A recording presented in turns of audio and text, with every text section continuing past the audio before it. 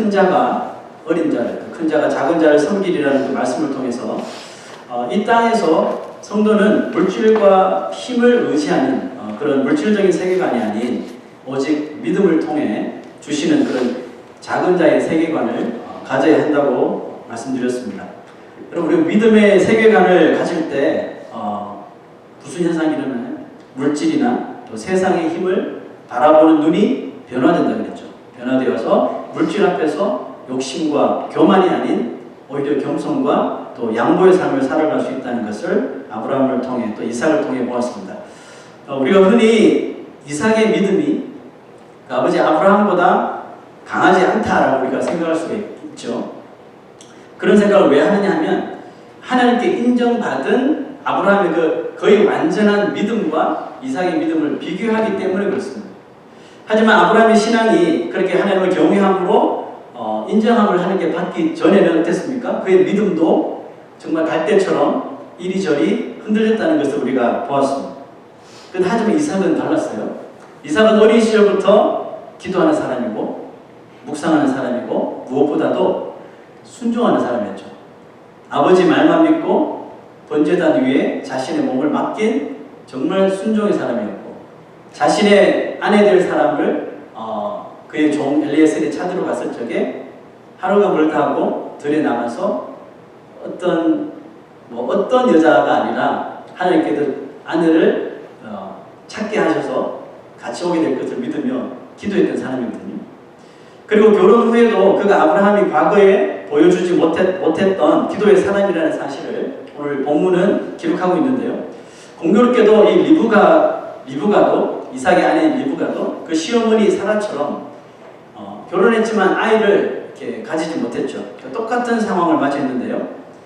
이상하게 반응은 다르게 나타났습니다. 자, 오늘 읽었던 21절을 보면 이삭이 그의 아내가 임신하지 못함으로 그를 위하여 여호와께 간구했다 그랬죠.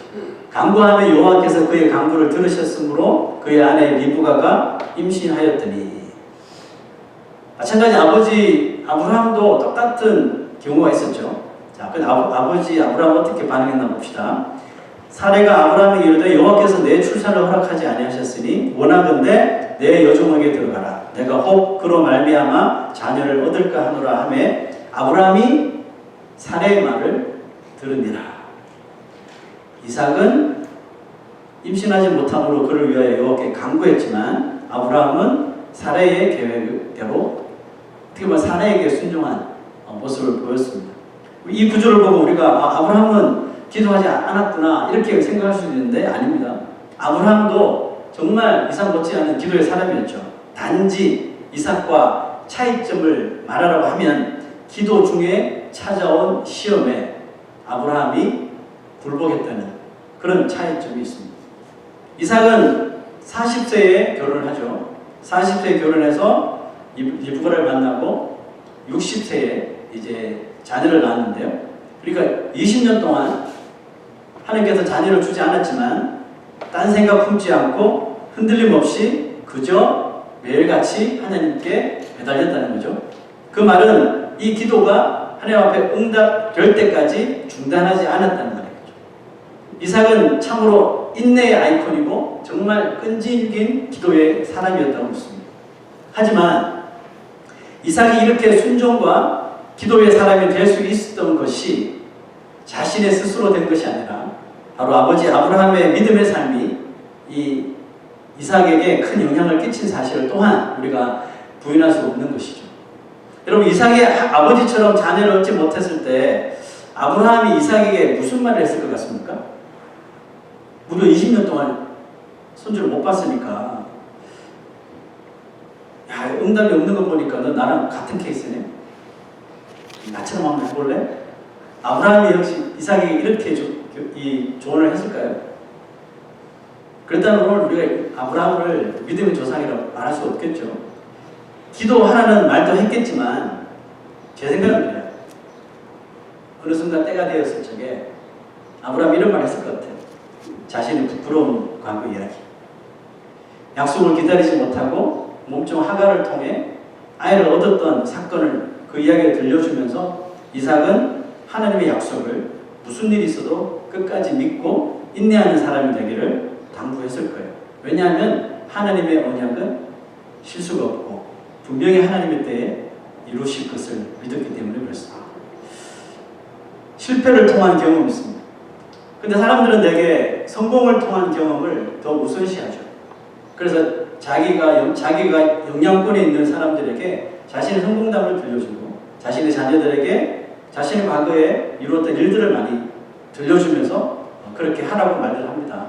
좋은 방법이죠. 하지만 정말 더 좋은 교육은 실패를 통한 경험, 실패를 통하여 하나님께서 나를 어떤 신앙으로 탈바꿈시키셨는지 그 실패를 통한 경험이 더욱더 귀한 것이 될 때가 참으로 많습니다. 그러므로 이런 교육은 자녀에게 아주 신앙의 중요한 영양분이 될 수가 있겠죠. 이처럼 이삭은 아브라함의 그 믿음의 프로덕트, 그 산물이었다는 거죠.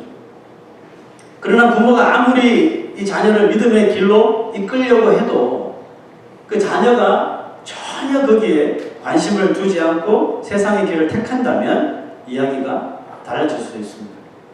바로 에서와 야곱에 대한 이야기인데요. 오늘은 또 에서를 조금 더 집중해서 살펴보려고 합니다. 에서는 성경에서 그다지 중요한 인물은 아니죠. 근데 유명하게 됐어요. 그 때문에 팥죽 한 그릇 때문에 유명세를 탄 사람이죠. 참으로 많이 들어왔던 쌍둥이 형제 에서와 야곱의 그 팥죽 사건. 사건이라기보다는 팥죽 흥정이라고 말하고 싶습니다. 팥죽 흥정이 발음 어렵네요. 팥죽 흥정이 우리에게 주는 영적인 의미를 한번 상고해 볼 텐데요. 이야기가 이렇습니다. 그래도 사냥하고 돌아온 에서는 무지하게 배가 고팠어요. 근데 아주 맛있는 냄새가 나고 보니까 야곱이 아주 팥죽을 이렇게 맛있게 끓였나 봐요. 야곱에게 그것을 달라고 부탁합니다. 자, 여기까지는 어디서나 흔히 볼 수 있는 장면이죠. 하지만 그 이후에 이어지는 이들의 대화에는 정말 놀라운 영적인 의미가 담겨져 있거든요. 자, 이렇게 대화가 이어집니다. 야곱이 이르되 형의 장자의 명분을 오늘 내게 팔라. 에서가 이르되 내가 죽게 되었으니 이 장자의 명분이 내게 무엇이 유익하냐. 이런 말을 했단 말이죠. 자, 여러분 어떻게 보면 이 팥죽 한 그릇을 두고 일어난 에서와 이 야곱의 이야기는 형제 간에 벌어질 수 있는 흔한 장난기 있는 놀이처럼 볼 수도 있어요. 저도 형제가 둘이거든요. 삼형제거든요. 이런 장난 많이 했거든요. 배고파 죽겠는데 네가 그렇게 형하고 싶으면 형 해. 뭐 이런 거죠. 뭐 이런 농담으로 볼 수도 있는 그런 내용이긴 해요. 자, 그렇다면 우리가 이것을 농담으로 그냥 보아 넘겨야 될까요? 아마도 형 에서는 적어도 그 당시에는 그 당시 상황을 그렇게 생각했을지 모릅니다. 하지만 적어도 하나님은 에서의 태도를, 에서의 그 말을 대단히 심도 있게 생각을 하셨다는 건데요. 창세기 저자인 이 모세는 하나님의 영감을 받아서 그 당시 그 상황에서 에서가 내뱉은 말과 행동에 대해서 이렇게 지적합니다. 34절. 에서가 먹으며 마시고 일어나 갔으니 에서가 장자의 명분을 가볍게 여김이었다. 에서는 장난삼아 했던 행동인데 하나님은 에서의 이 행동을 에서가 장자의 명분을 가볍게 여긴 것에 대해서 아주 심각하게 생각하고 계셨다는 거죠. 자, 여러분 이런 생각을 해볼 수가 있겠죠. 에서는 왜 그 시대의 장자라고 하면 엄청난 권리죠. 근데 왜 이 에서는 그 귀한 장자의 명분을 아무리 배고파도 그렇지 팥죽 한 그릇보다 귀하게 여기지 못했을까 하는 것이고, 또 한 질문은 그 동생 야곱은 왜 장자의 명분을 그토록 가지고 싶어 했을까? 쌍둥이 형제인데 왜 이렇게 극과 극의 생각을 했을까? 이런 질문을 할 수 있는데요.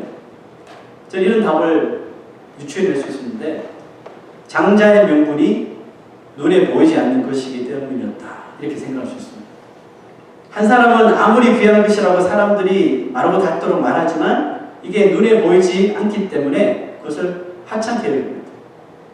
반면에 또 한 사람은 비록 보이지 않는 것이지만 그것이 가진 이 가치를 그가 깨달았기 때문이라고 봅니다.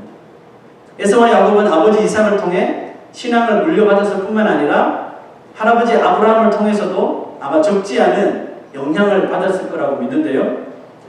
이 세 부자의 이 3대의 나이들을 한번 계산해 보니까 아브라함, 그 할아버지 아브라함과 손주 에서 야곱과 15년을 함께 살았다는 그런 통계가 나오더라고요. 한번 계산해 볼까요? 이삭이 출생했을 때 아브라함이 몇 살이었죠? 100살에 출생했죠. 그 다음에 이삭의 아들인 에서와 야곱이 출생했을 때 아까 보니까 60세에 아이를 낳았다고 그랬잖아요. 그러면 100세에 이삭을 낳고 60년이 지난 후에 그 손주들이 태어났으니까 아브라함이 그때 나이가 160입니다. 저번 주일날 우리가 봤을 때 아브라함이 몇 살에 하늘나라에 갔다고 했습니까? 175세. 감이 좀 오죠? 그럼 175에서 160을 빼면 15년이라는 시간이 나옵니다. 자, 그 족장 시대에 온 가족이 한꺼번에 살았다는 것을 감안할 때 아브라함과 이삭과 에서와 야곱은 한 장막 안에서 15년을 거했다는 뜻이 되겠죠. 때로는 아버지 이삭에게, 그리고 때로는 믿음의 조상이라고 불려지는 그 위대한 사람 할아버지 아브라함에게서 무슨 말을 들었을까요? 허구한다 들은 이야기가 There is a covenant of God. 하나님의 약속이 있다. 나에게도 약속하셨고 내 아들에게도 하셨고 너희들에게도 하신 하나님의 언약. 아마 15년 동안 기가 닳도록 아이들이 이제 말을 하고 말을 알아듣기 시작하면서 계속해서 하나님의 언약에 대해서 들었을 거예요. 그렇죠? 근데 에서는 할아버지 또 아버지의 이야기가 그냥 예의했을지 모르겠지만 마음에 들어오지 않았던 거죠. 항상 이게 무슨 뭐 뜬구름 잡는 것처럼 들렸을 뿐입니다. 왜 에서에게는 그 하나님의 언약의 귀한 말씀이 그렇게 들렸을까요? 왜냐하면 에서는 아주 티피컬한 아주 전형적인 육적인 사람이었습니다. 오늘 에서를 설명하는 어떻게 설명했습니까? 사냥하는 사람이고 아주 활기찬 사람이고 그의 주 활동 무대는 어디라고 그랬어요? 집이 아니라 아웃사이드. 밖에서 들에서 뛰어노는 사람이었어요. 성경에서 특별히 구약 성경에서 밖과 안은 비교를 하는데 장막이라고 하는 것은 그곳에서 먹고 사는 것만 하는 것이 아니라 장막에서 하나님의 말씀 율법을 듣고 율법을 배우고 율법을 암송하고 묵상하는 곳이라고 한다면 밖에 들은 어떤 곳일까요? 네, 온갖 세상 것이 난무한 곳입니다. 그럼 에서의 그 삶은 아주 전형적인 그런 세상적인 삶을 살았다는 것으로 볼 수 있습니다. 자, 여러분 만약에 야곱이 그 에서가 팥죽 한 그릇 달라 했을 적에 장자의 명분을 요구하지 않고 다른 것을 만약에 에서한테 요구했다면 에서가 어떤 반응을 했을까요? 만약에 에서가 가장 좋아하는 사냥할 때 쓰는 뭐 도구, 사냥 도구 그걸 나 달라. 그럼 내가 팥죽 줄게. 그러면 에서가 오케이 했을까요? 내가 죽게 되었으니 지금 사냥 도구가 무엇이 필요하냐 이렇게 말했을까요? 아니겠죠. 너 죽을래? 딴 건 다 건드려도 이거 안 되지. 뭐 이렇게 나왔을 거예요. 근데 반면에 야곱은 은근히 그 언약의 주인공이 되고 싶은 갈망을 가졌어요. 할아버지 이야기 듣다 보니까 야, 이 언약이 우리 대를 이어서 계속 오는구나. 너무너무 멋진 거죠. 근데 애처롭게도 이것이 장자를 통해서 흐른대요. 그 자기가 장자가 아니잖아요. 한 끗 차이고 좀 발꿈치 잡고 나오는 바람에 둘째 차남으로 나왔잖아요. 자신은 장자가 아니기 때문에 해당 사항이 없다고 생각했을지 몰라요. 그래서일까요? 야곱이 에서와의 이 팥죽 흥정에서 그렇게 적극적으로 장자의 명분을 팔라고 딜을 한 것이라고 사료가 되는데요. 물론 야곱도 알아요. 장자의 이 명분이 이 팥죽 한 그릇에 팔고 얻어지는 것이 아니라는 것을 야곱도 알죠. 하지만 야곱이 이 장자의 명분을 어떻게든 가지기를 원했던 그 갈급한 심정, 그 갈급한 심정만큼은 우리에게 시사하는 바가 아주 크다고 믿습니다. 여러분, 장자의 명분은 무엇을 통해서 주어집니까? 오직 하나님의 커버넌트인 언약을 통해서 주어지는 것이고 하나님의 약속을 통해서 계속해서 이어져 나가는 것이죠. 그러므로 하나님의 약속을 믿지 못하는 하나님의 언약을 뜬구름 잡는 것처럼 생각하던 세상적이고 육적인 사람에서는 장자의 축복을 대수롭지 않게 여긴 것이 어떻게 보면 당연한 수순이었다는 거죠. 하나님의 약속을 믿지 않고 무시했던 이집트의 그 바로 왕은 그렇게 맏아들을 잃어버리는 비극을 맞이했죠. 에서 또한 결국은 장자의 자리를 동생 야곱에게 빼앗기고 말죠. 구약에 이렇게 형제 이야기가 있다면 신약에 또 비슷한 자매 이야기가 나오는데 그것은 바로 마르다와 마리아의 이야기입니다. 마르다와 마리아가 예수님을 집에 영접합니다. 그런데 이 두 자매의 모습이 다르게 나타나죠. 마르다는 선천적으로 부지런한 여성, 먼지 떨어진 거 절대 못 보고 철저하게 칼각을 잡아야 되고, 그날도 예수님을 모셔놓고 막 엄청나게 바쁜 거죠. 집안 청소하고 먼지 털어내고 음식 가지가지 종류별로 다 차리고 너무너무 분주했다고 성경은 기록하고 있어요. 반면에 동생 마리아는 손 하나 까딱하지 않고 예수님의 발 앞에 딱 앉아서 꿈쩍도 하지 않았다. 마르다가 하다가 너무너무 일손이 딸리니까 마리아를 부른 게 아니라 예수님을 찾아갑니다. 왜냐하면 마리아가 내 말은 듣지 않지만 예수님이 말하면 들을 것 같아서 예수님께 말하는 거죠. 주님, 내가 지금 주님을 대접하기 위해서 너무 바쁜데 마리아 좀 밖으로 나가서 저를 도와달라고 좀 말씀해 주시지 않겠습니까? 라고 부탁했습니다. 누가 봐도 일리 있는 말이죠, 그죠? 그렇게 바쁜데 언니 혼자 그렇게 하도록 내버려두는 동생이 얄밉죠. 근데 예수님은 모든 사람의 예상을 깨는 말씀을 하셨단 말이죠. 자, 이런 말씀을 하셨어요.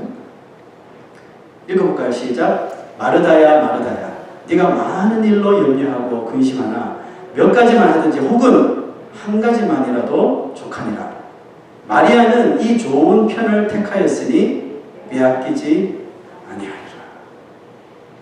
누가 봐도 마리아를 아마 양채로 볼 거예요, 그죠? 일손이 모자라는데 얼른 나가서 언니를 돕는 게 맞지라고 우리는 생각합니다.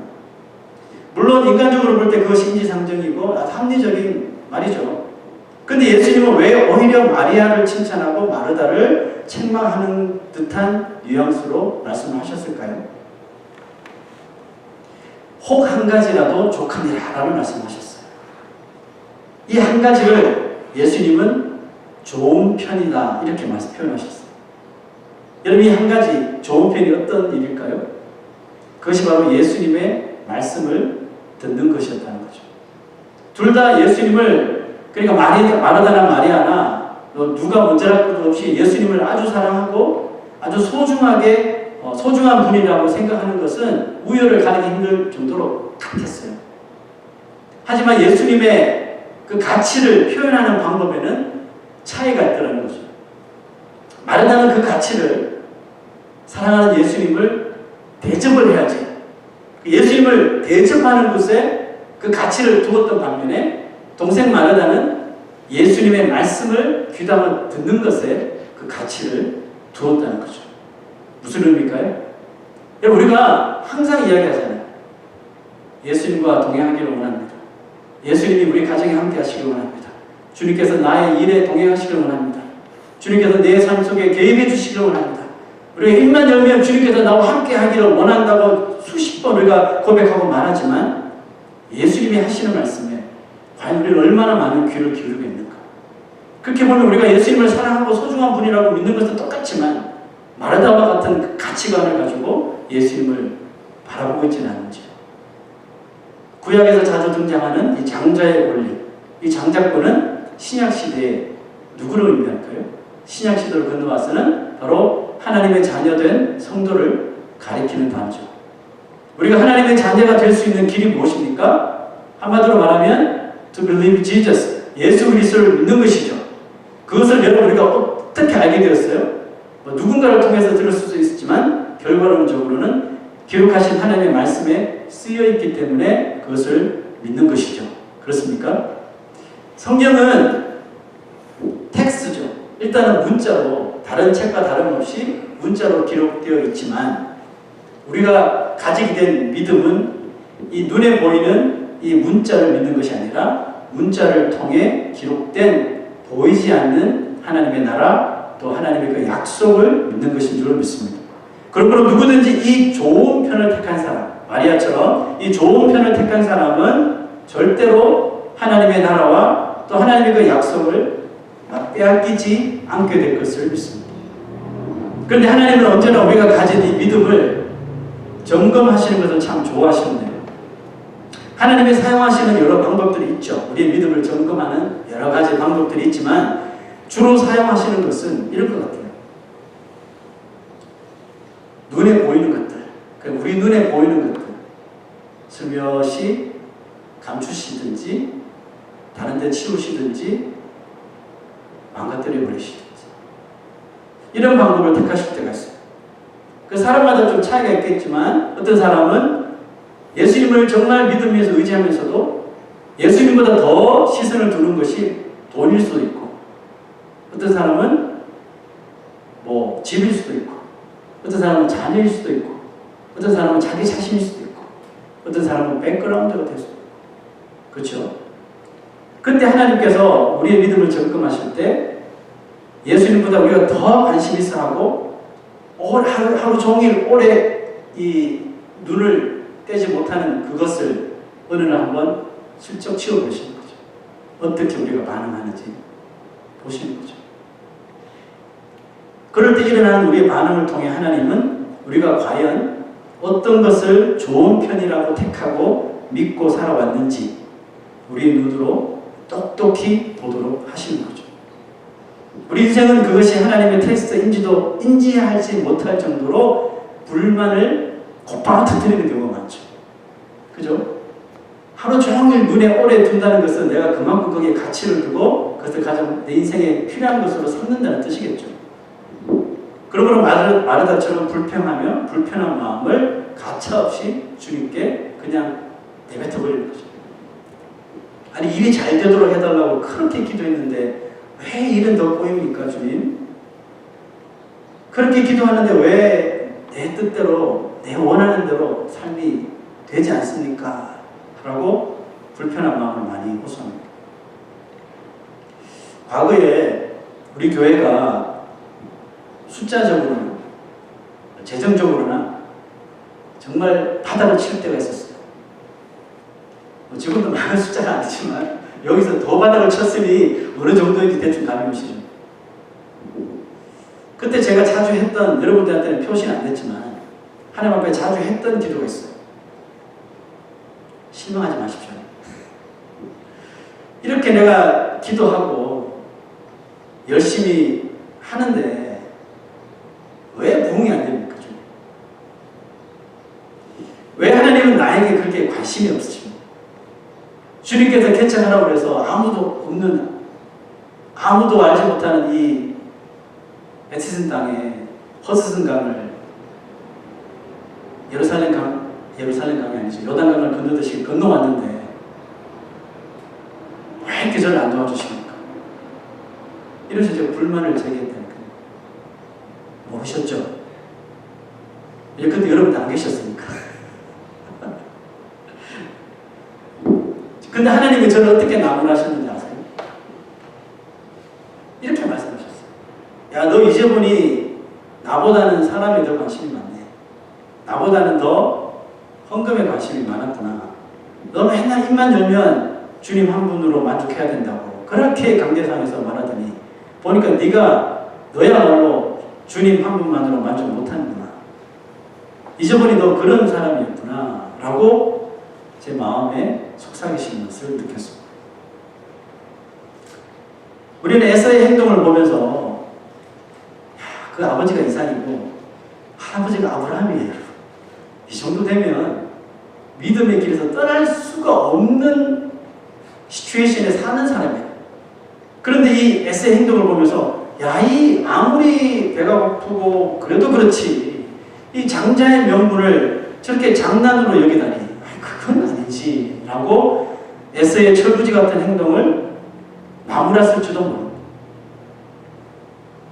근데 여러분 때로는 그 철부지 같은 행동을 우리도 서슴지 않고 하나님 앞에서 하고 있다면 여러분 그거 정말 믿으시겠습니까?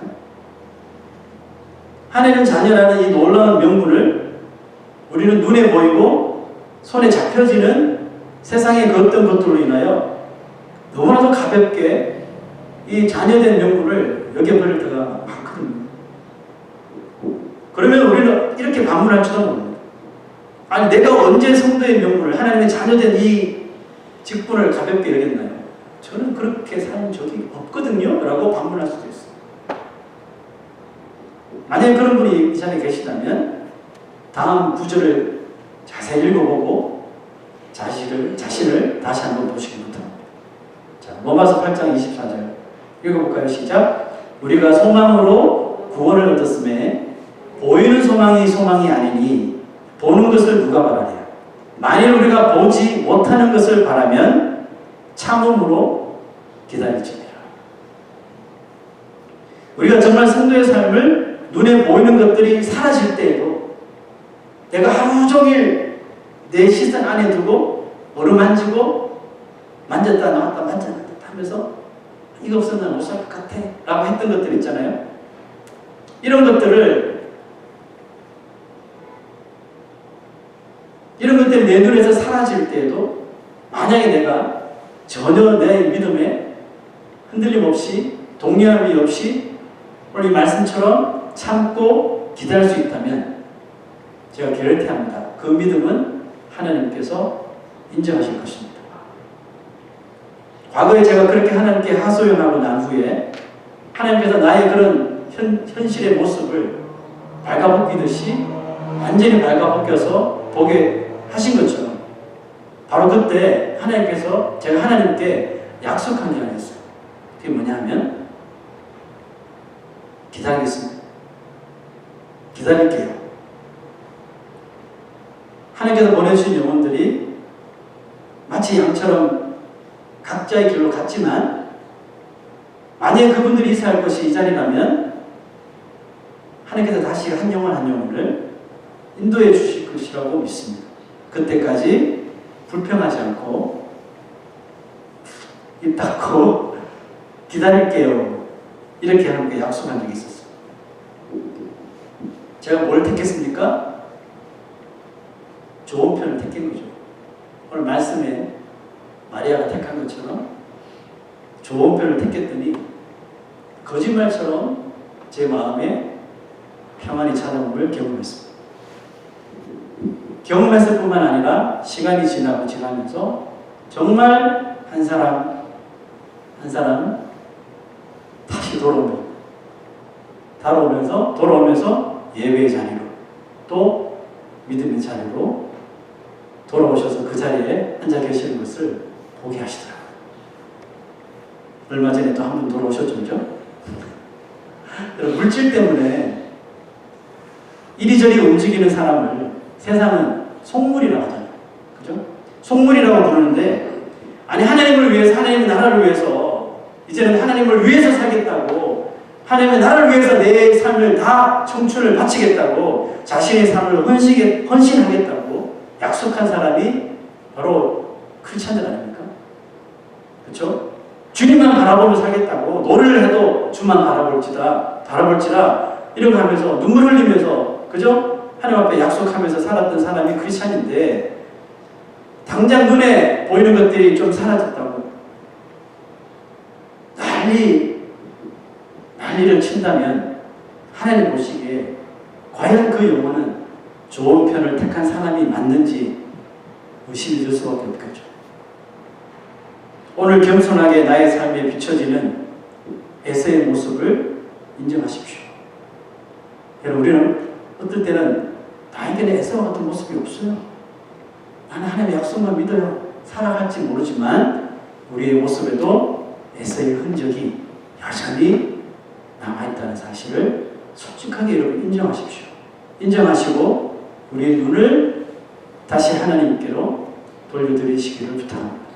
하나님의 가장 가치 있게 여기시는 이 좋은 편에 우리의 마음을 활짝 열 수 있기를 간절히 원합니다. 여러분, 지금 여러분들이 에서의 길에 만약에 서 있다면, 우리가 믿음의 길을 가다가도 어느 순간 에서의 길에 서 있다고 판단되면 즉시 속히 다시 돌아오십시오. 에서처럼 살지 마시고 끝까지 약속의 자녀로 살아가시는 저 여러분 되시기를 주의 이름으로 축원합니다. 헌신의 찬양